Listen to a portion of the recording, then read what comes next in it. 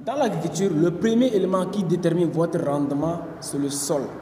Alors, plusieurs personnes se posent cette question au moment de débuter leur production agricole. Est-ce que le terrain que je dispose, ou bien le terrain que je vais payer, ou encore le terrain que je vais louer, répond aux normes ou bien aux critères d'un bon site ou bien d'une bonne production? Alors, dans cette vidéo, je vais vous donner les 5 critères à prendre en compte avant de payer un terrain agricole ou avant de louer un terrain agricole. Alors, suivez la vidéo jusqu'à la fin parce que tous les 5 critères sont très indispensables. Si vous ratez un, vous pouvez rater tout. Et le dernier est encore grave.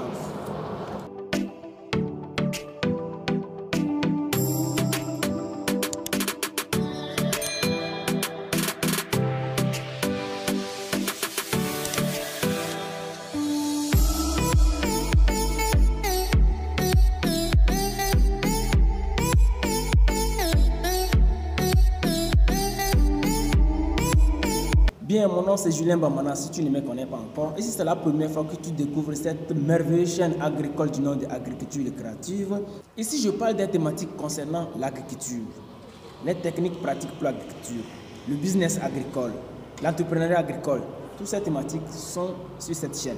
Alors, si tu es intéressé à des pareilles thématiques, je t'invite donc à t'abonner et à suivre mes vidéos. Alors, aujourd'hui, on va découvrir les 5 critères qu'il faut prendre en compte avant de payer un terrain agricole ou avant de louer. Même si vous avez déjà un terrain, les 5 critères vont vous permettre à savoir si votre terrain est apte à l'agriculture ou pas. Alors, sans toutefois tarder, nous commençons au numéro 1. Le premier critère à prendre en compte avant de payer un terrain agricole, c'est vos moyens financiers.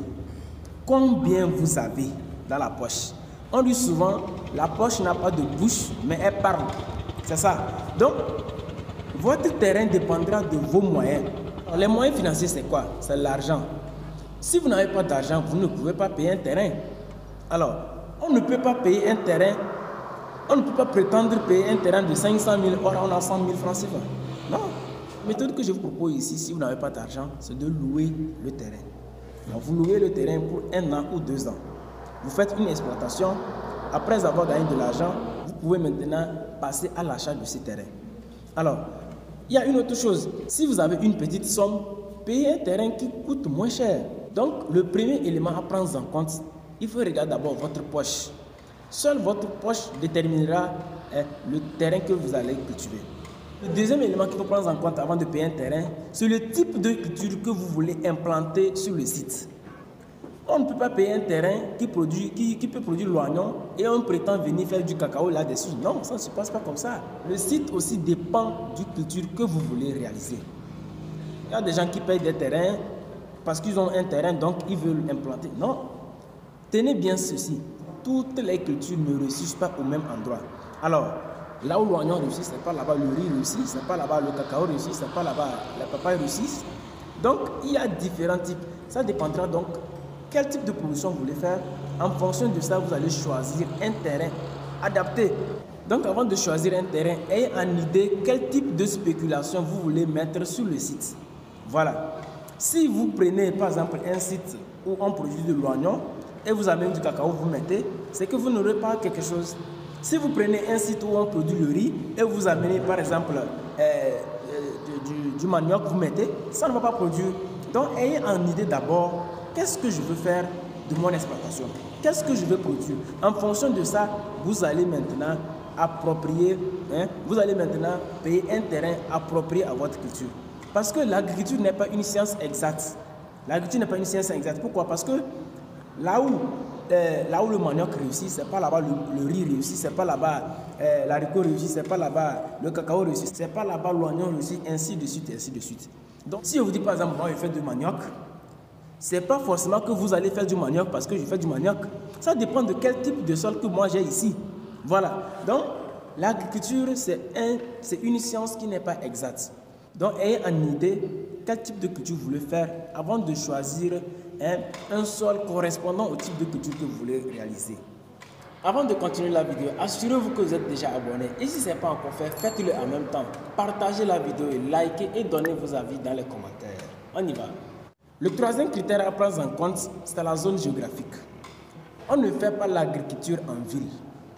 Donc, payer un terrain qui se trouve hors de la ville. Hors de la ville. Loin des maisons. Parce que La majorité des maladies qui viennent dans une ferme agricole proviennent des hommes. Alors, si votre site se trouve dans une ville, il y a une grande chance que vous ayez de contamination. Parce que le premier agent vecteur des maladies, c'est l'homme. Imaginez-vous, vous avez payé un terrain agricole en ville et vous faites l'élevage de porc par exemple, ou l'élevage de je ne sais pas quoi. Les contaminations, le premier élément, ou bien le premier vecteur, c'est l'homme. Donc, il y aura plein de contaminations. Vous ne pouvez pas contrôler votre élevage parce qu'en ville, il y a les voitures, il y a les motos, il y a les hommes, il y a toute une gamme de choses qui peut favoriser les maladies dans votre ferme. Si vous êtes donc par exemple dans la production végétale, il y a des traitements que vous pouvez faire, il y a les insecticides à mettre et tous ces produits sont nuisibles à la santé de l'homme.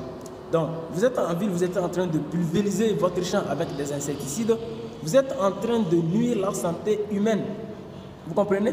Si par exemple c'est l'élevage aussi, les déchets issus de votre exploitation, par exemple les déchets des porcs, les déchets des tout, ça pue et ça peut rendre mal à l'aise à la population. Donc il y a plusieurs raisons. Il y a plusieurs raisons qui justifient le fait de ne pas avoir une ferme dans une ville. La principale raison, c'est la contamination des maladies. Et aussi le vol. Oui, n'oubliez pas le vol. En ville, il y a trop de voleurs. Alors, le quatrième critère que vous devez prendre en compte avant de payer un terrain agricole, c'est l'accès à l'eau. Est-ce que le site que vous disposez, ou bien le site sur lequel vous voulez vous implanter, il y a l'eau là-bas? Point d'interrogation. Alors, il y a une erreur que les gens commettent. Ils payent des terrains au bord d'une rivière. Moi, je dirais non, il ne faut pas commettre cette erreur. Parce que pourquoi? Je vous explique. Un terrain qui se trouve au bord d'une rivière a tous les risques possibles. Il y a inondation. Parce que la rivière ne va pas vous dire cette année il y aura inondation ou pas. Non, elle ne va pas vous dire ça. C'est pourquoi il disait tantôt l'agriculture n'est pas une science exacte. Cette année, il peut ne pas avoir inondation. Vous allez cultiver, vous dites, ah, l'année passée, il n'y a pas inondation. Mais l'année prochaine, il y aura inondation. Vous ne savez pas. Alors, ce que je vous propose, il faut payer un terrain qui est proche d'un cours d'eau, un petit cours d'eau, c'est-à-dire un petit ruisseau. Mais les fleuves et les rivières, évitez ces lieux.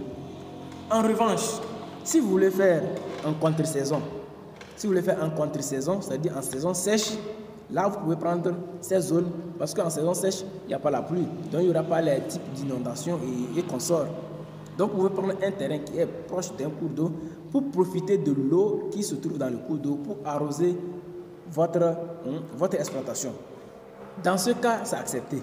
Mais dans le cas où vous voulez faire une exploitation en saison pluvieuse et en saison sèche, choisissez un lieu où le cours d'eau n'est pas assez grand. Un petit ruisseau, ça suffit. Alors, dans ce cas maintenant, vous aurez l'obligation d'implanter un forage ou bien un puits. Le cinquième critère qu'il faut prendre en compte maintenant, c'est l'accessibilité. Et oui, tu ne peux pas aller dans une zone où tu vas produire, on ne sait même pas comment, par où transporter pour amener au lieu de vente. Où une moto ou bien une voiture ne peut pas arriver là-bas. Maintenant, comment tu vas faire pour pouvoir écouler, pour pouvoir vendre tes produits? Comment tu vas faire? Il ne sert à rien de produire sans vendre. D'abord, avant de produire, mais il faut savoir si tu pourras vendre. Donc, si tu produis quelque chose que tu ne peux pas vendre, c'est inutile, ce n'est pas la peine. Alors, il faut avoir une ferme où il y a une possibilité d'arriver. Il y a une possibilité d'accès, où une moto peut aller, où une voiture peut aller. Parce que si tu produis par exemple les papayes, et qu'une papaye de la ferme en ville doit coûter par exemple 200 francs comme transport, et arriver en ville, tu lui vends à 200 francs, c'est zéro, tu n'as rien fait. Tu es en perte, tu es en faillite. Alors, il faut trouver une zone où l'accessibilité est facile. Comme ça, le coût est moins. Si un chauffeur veut aller quelque part où la route est bonne, il ne va pas vous taxer par rapport à si la route était mauvaise. Alors, il faut préférer quelque part où la route est bonne. Même si la route n'est pas encore disponible, vous pouvez prévoir si cette zone, avant de tracer une route, ça serait facile à vous. Ça vous serait facile ou pas. Parce qu'on ne peut pas produire et ne pas vendre. C'est impossible. Si tu produis ce que tu veux vendre, si tu produis, il faut pouvoir transporter, pour pouvoir sortir de la zone où tu as produit à la zone de la consommation.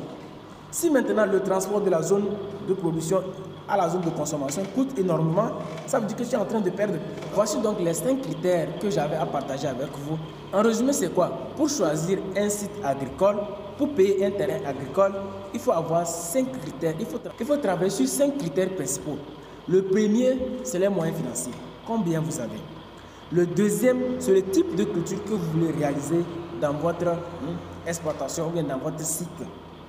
Troisième, c'est la zone géographique de votre site. Où est-ce que votre site doit se positionner? Est-ce que c'est en ville ou bien en ferme? La quatrième chose, c'est la position par rapport au cours d'eau. Il faut implanter votre site proche d'un cours d'eau, mais ce cours d'eau doit être fonction de ce que vous voulez faire. Si c'est en saison sèche, vous pouvez envisager un cours d'eau, une rivière, une grande rivière ou un fleuve, parce que vous avez besoin de l'eau pour irriguer votre exploitation. Mais dans le cas contraire, je vous conseille vivement un forage ou un puits. Maintenant, le cinquième critère, c'est l'accessibilité au site. Il faut choisir un site où tout le monde peut aller facilement, où une moto peut aller facilement, où une véhicule peut aller facilement. Parce que il ne sert à rien de pouvoir produire quelque part où on ne peut pas transporter pour amener dans la zone de consommation. Non, non. Il ne faut pas produire quelque part où, avant de quitter même aller là-bas, il faut avoir les mots de tête d'abord. Non, non, non. Alors, voilà donc ce que moi, Julien Bamana, je tenais à partager avec vous. J'espère que cette vidéo vous a plu. Si elle vous a plu, donnez-moi un pouce bleu. N'hésitez donc pas de vous abonner si vous êtes nouveau sur la chaîne. Et dites-moi en commentaire les thématiques que vous aimeriez qu'on aborde pour que prochainement je puisse vous clarifier dans une autre vidéo. Merci beaucoup. Bye bye. Ciao, ciao. À la prochaine.